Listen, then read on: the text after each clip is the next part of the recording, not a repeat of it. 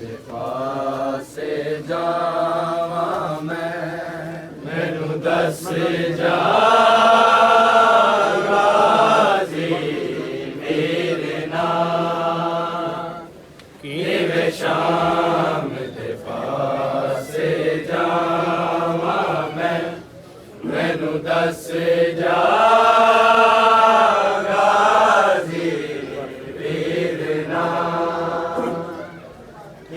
शाम दे पासे जावां मैं।